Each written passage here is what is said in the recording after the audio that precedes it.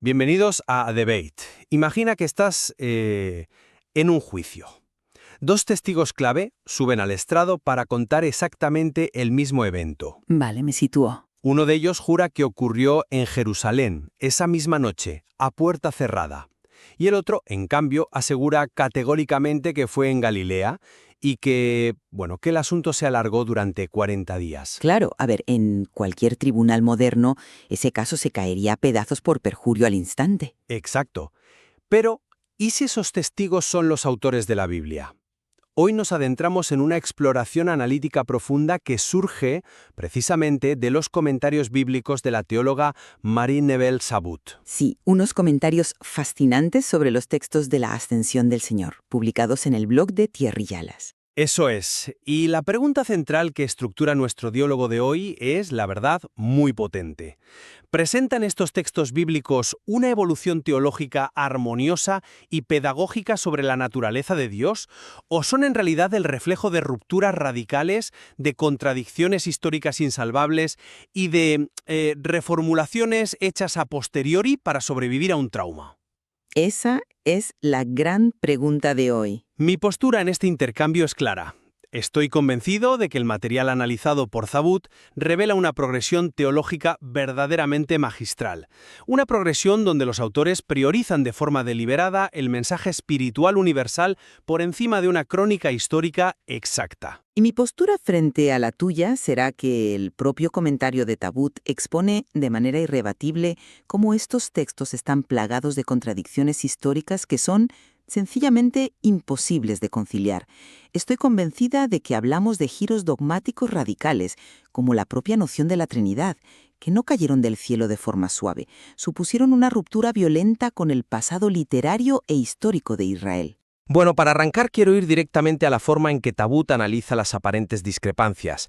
Porque, fíjate, quienes nos escuchan probablemente asuman que los relatos bíblicos fueron escritos por cronistas tomando notas en tiempo real. Como si fueran periodistas con una grabadora. Exactamente. Pero lo que vemos aquí es un diseño literario. Las marcadas diferencias geográficas y temporales entre el Evangelio de Lucas y los Hechos de los Apóstoles no son errores de edición, tampoco son torpezas. O sea, argumentas que son decisiones intencionadas. Son decisiones teológicas, puras y duras. Tabut nos ilustra la idea de una pedagogía divina, es decir, un paso gradual desde una primera alianza centrada en Jerusalén hacia una nueva alianza que debe llegar hasta los confines de la tierra, algo que queda simbolizado en esa llegada a Roma. Ya. ¿Y el tema de la libertad que menciona Tabut? Claro, el gran tema de fondo es la libertad humana. Dios no impone su reino, solicita la colaboración humana. Y por eso se inventa, este tiempo del testimonio entre la resurrección y la consumación del reino. A ver, entiendo perfectamente el atractivo de ver un diseño divino súper coherente y pulido. A todos nos gustan las historias con un arco perfecto. Pero fíjate en lo que realmente dice Tabut. Tiene la honestidad intelectual de admitir de forma explícita que es, y cito textualmente, imposible reconstruir exactamente qué pasó. Bueno, históricamente hablando, claro. Imposible reconstruir qué pasó entre la resurrección y la partida de Jesús. Y es imposible porque el texto está profundamente fragmentado. Lucas sitúa la ascensión la misma noche de Pascua en su Evangelio, y luego él mismo, en los Hechos, dice que pasaron 40 días. Mi argumento central es que esta narrativa es una reconstrucción ideológica posterior a los hechos. Ya. Los conceptos fundamentales de nuestra cultura no fueron una pedagogía suave, fueron rupturas forzadas, por traumas históricos. Pero, ¿a qué te refieres exactamente con rupturas forzadas? Porque creo que estás confundiendo la evolución natural del entendimiento humano con, una manipulación cínica de los textos. Me refiero a que si aceptas que manipularon la línea de tiempo para encajar una narrativa teológica, pues, ¿dónde trazamos la línea? Tabut expone que no solo reescribieron cuándo pasaban las cosas, sino que, como veremos más adelante, reescribieron quién era Dios. Todo responde a crisis históricas masivas, no a un plan trazado en una pizarra celestial sin fricciones. Vale, vayamos entonces a la evidencia textual concreta sobre la geografía y el tiempo, que es nuestro primer gran bloque. Tabut nos recuerda que Mateo sitúa a Jesús resucitado en Galilea, mientras que Lucas insiste férreamente en Jerusalén. Dos ubicaciones totalmente distintas. Sí, pero con un porqué. Mateo elige Galilea, que era conocida en la época como el cruce de los paganos por razones vinculadas a la universalidad. Ya sabes, id y haced discípulos de todas las naciones. Ujú. En cambio, Lucas necesita Jerusalén porque su teología requiere conectar el evento con las antiguas profecías de Isaías y Zacarías. Quería demostrar que la luz de Dios resplandece desde Sion para todas las naciones. Mira, te lo planteo con una analogía. A ver, cuéntame. Si tú encargas un retrato a un gran artista pictórico, no esperas que te entregue una fotografía policial con tus medidas biométricas exactas. Esperas que el retrato capture la esencia de tu carácter, ¿verdad? Sí, claro, pero... ¿No demuestra esta libertad literaria que los autores poseían una comprensión teológica muchísimo más sofisticada que la de un simple cronista de eventos? Lo siento, pero no acabo de verlo claro. Y te digo por qué esa analogía del retrato artístico hace aguas cuando la aplicamos a los Hechos de los Apóstoles. Si yo acepto que el marco de los 40 días es puramente una licencia poética... Un artificio literario de Lucas, sí. Exacto. Un artificio para evocar los 40 días de Jesús en el desierto o los de Moisés. Si aceptamos eso, entonces tenemos un problema muy grave con lo que el propio texto afirma categóricamente. En Hechos capítulo 1, versículo 3, el autor dice que Jesús se presentó vivo a los apóstoles y les dio muchas pruebas durante esos 40 días. Sí, pruebas de que estaba vivo, de su resurrección, es la vivencia de la comunidad. Claro, pruebas. Pero si el plazo temporal de 40 días es una invención teológica a posteriori, ¿qué credibilidad histórica tienen entonces esas muchas pruebas? Si el marco temporal es falso, la afirmación de que hubo evidencias reiteradas, físicas y tangibles durante ese tiempo, pues pierde todo su peso probatorio. Bueno, eso es ser muy literalista con el texto. Es que el texto se vuelve inestable. No puedes decirle al lector que esto de los 40 días es una metáfora artística, pero a la vez exigirle que los eventos empíricos que ocurren dentro de esa metáfora mantengan su validez como testimonio histórico real. Entiendo por qué piensas eso, de verdad, pero creo que estás aplicando criterios del empirismo del siglo XXI a textos del siglo I. No lo creo, simplemente pido coherencia interna. Pero para Lucas, las pruebas de la resurrección eran reales y estaban siendo vividas por la comunidad primitiva en su día a día. Empaquetarlas literariamente en un periodo de 40 días era sencillamente usar el código cultural de la época para indicar que este era un tiempo de preparación sagrada. Ya. La realidad de la experiencia de fe no se anula por la estilización del marco temporal. Al revés, se hace comprensible para sus lectores. Es un refinamiento progresivo. Pero fíjate cómo ese refinamiento progresivo del que hablas suele ser, en la práctica, una reescritura total cuando la realidad política se imponía. Y eso me lleva a la evolución del concepto de Dios en el Antiguo Testamento que menciona Zabut. Es fascinante y conecta directamente con esta idea de manipular la narrativa. Ah, ¿te refieres al análisis que hace del Salmo 46 o el 47 en la numeración griega? Exacto, a ese salmo. Ese texto canta que Dios es el rey de toda la tierra y que reina sobre las naciones paganas. Pero Zabut señala un dato histórico crucial. Antes del terrible exilio en Babilonia, Israel no era monoteísta, era monolatra. Sí, aclaremos ese término para quien nos escuche. Monolatría significa que reconocían a un solo Dios para sí mismos, el Dios del Sinaí, pero asumían perfectamente que otras naciones, como Egipto o Babilonia, pues tenían sus propios dioses reales. Totalmente. Para ellos, Marduk, el dios de Babilonia, existía de verdad. Pero entonces llega el año 587 a.C. Nabucodonosor arrasa Jerusalén, destruye el templo. Que era, recordemos, la casa inexpugnable de Dios, según ellos. Eso es, destruye el templo y se lleva a la élite como esclavos al exilio babilónico. Imagínate el colapso psicológico de esa gente. Ante la pérdida de su territorio y de su rey, tenían una disyuntiva bestial.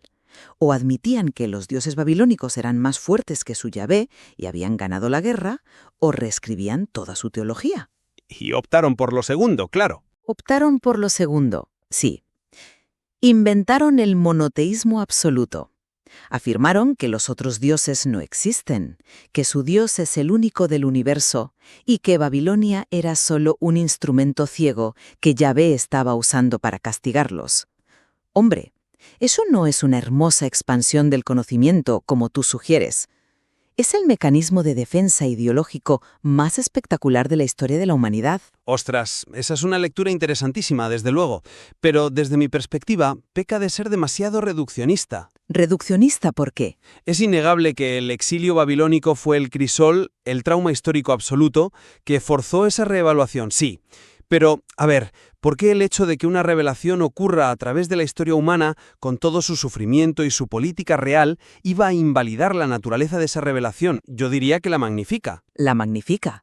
Un trauma que destruye una nación entera. Sí, porque de las cenizas literales de Jerusalén surge una comprensión universal de la divinidad, una concepción que finalmente abraza a todos los pueblos e invita a los mismísimos paganos a aplaudir y aclamar a Dios, como dice precisamente el Salmo 47. Ya, pero... Es la definición perfecta de una pedagogía divina, usar los callejones sin salida de la historia humana para educar y ensanchar el espíritu. Pero esa pedagogía fue tremendamente violenta y estuvo llena de conflictos internos.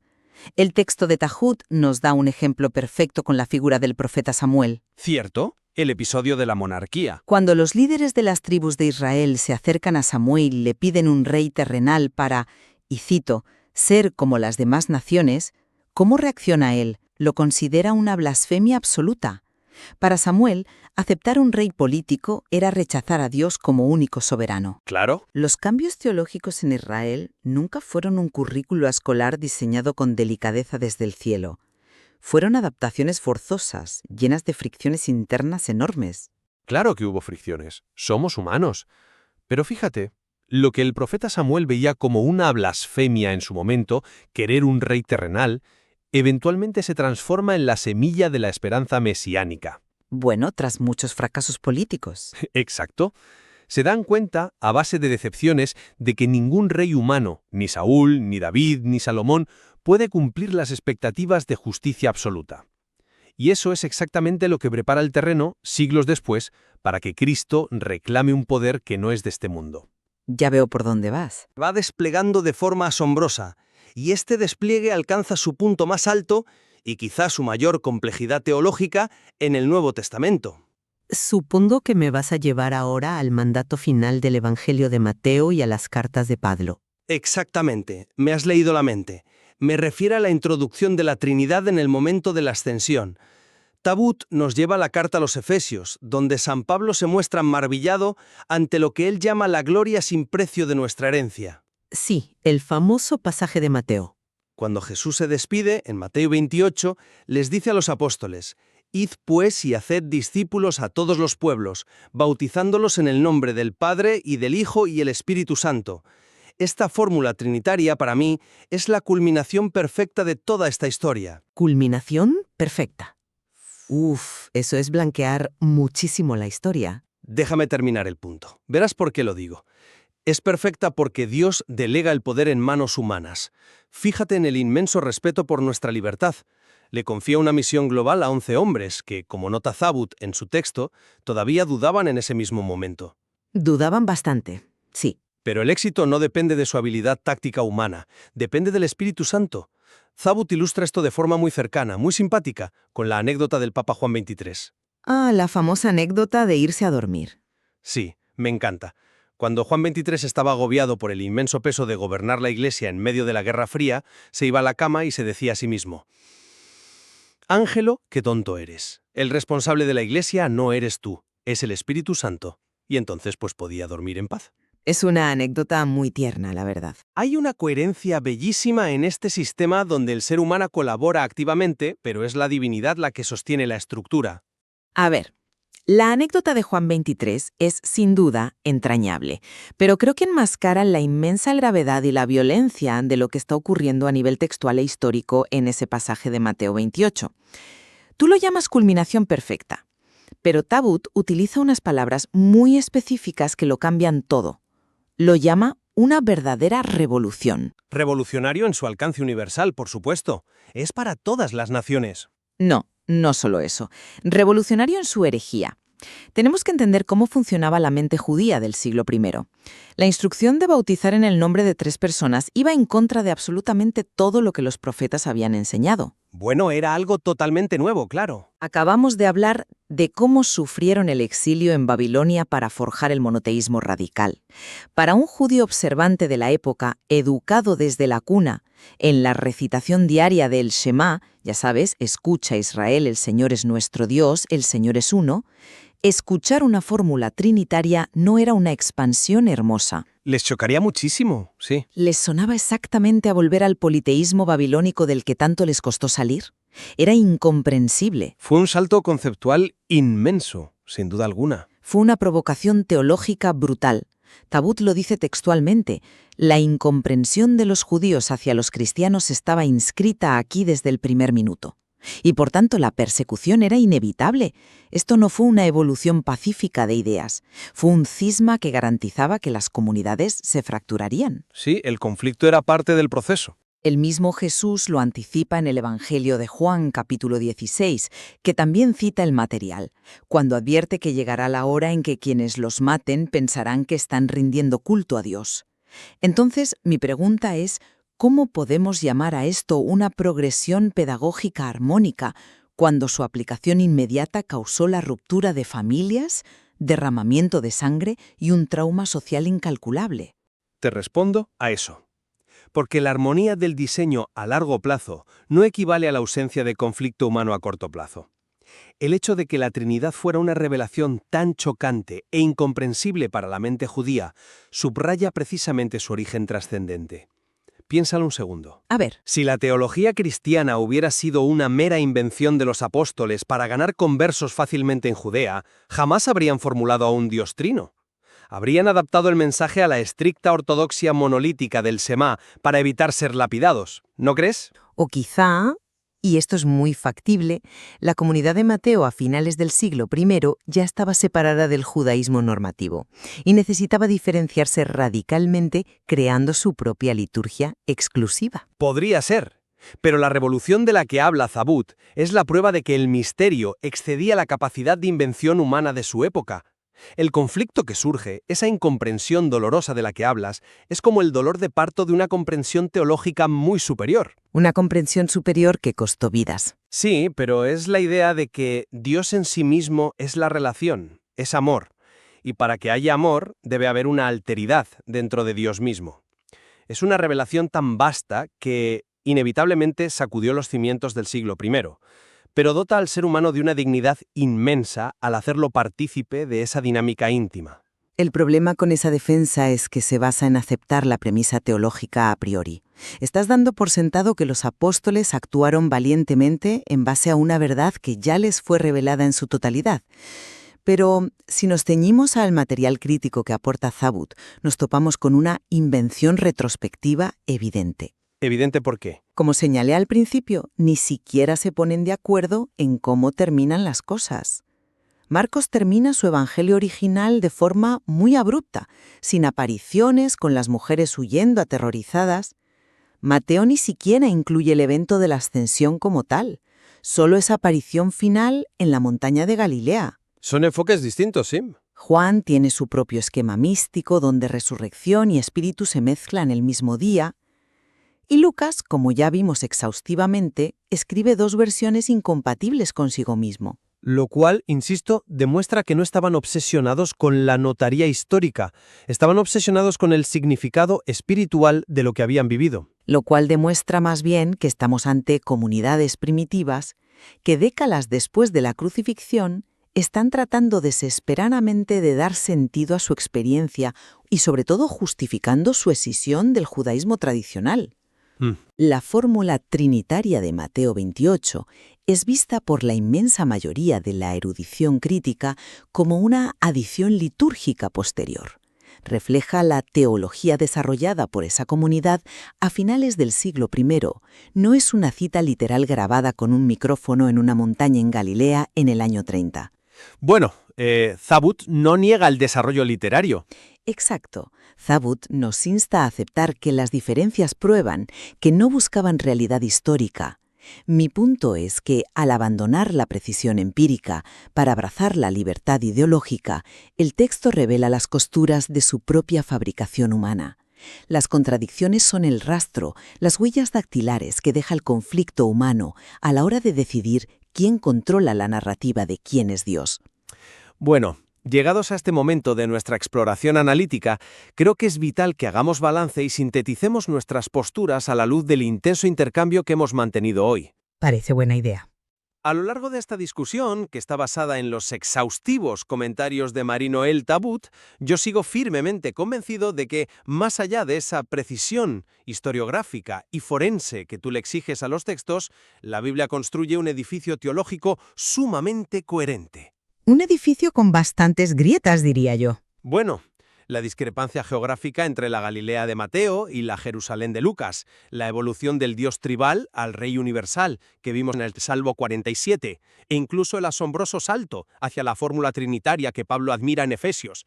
Para mí, todo apunta a una pedagogía suprema. Ya. Es un diseño que no busca aplastar nuestra voluntad mediante pruebas empíricas innegables, sino que invita a la humanidad a ejercer su libertad y a participar de forma activa en un plan de salvación universal. Y por mi parte, mi conclusión es que el trabajo de Tabut es intelectualmente valiosísimo, precisamente porque no intenta esconder ni maquillar las fisuras del texto. Desde luego es muy honesta. Nos muestra con un detalle fascinante cómo la fe y los dogmas que hoy nos parecen bloques monolíticos inalterables, en realidad se construyeron sobre rupturas radicales, las graves contradicciones temporales entre los evangelios, las crisis existenciales bestiales como el exilio en Babilonia que forzaron la invención ideológica del monoteísmo, y la revolución conceptual de la Trinidad que resultó inevitablemente en persecución y en un cisma histórico.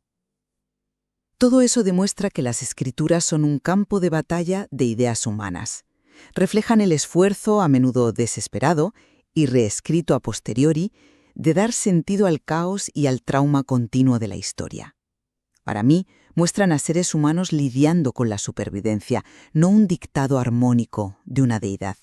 Sin embargo, si hay algo en lo que creo que ambos podemos converger claramente tras diseccionar este análisis, es en la profunda y riquísima complejidad del texto bíblico. Las reflexiones de Tabut nos obligan a reconocer que la Biblia no puede de ninguna manera ser leída de forma simplista o puramente literal. En eso estamos 100% de acuerdo. Ambos estamos de acuerdo en que buscar en estos pasajes una crónica periodística exacta o una lista de hechos consumados es un error metodológico de base, sea cual sea la motivación final que le atribuyamos a los autores. Totalmente de acuerdo en eso.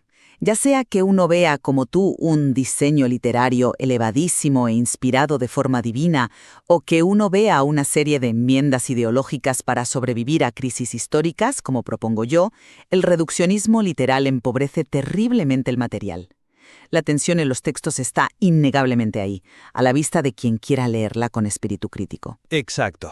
La tensión es, en muchas ocasiones, la puerta de entrada al verdadero significado.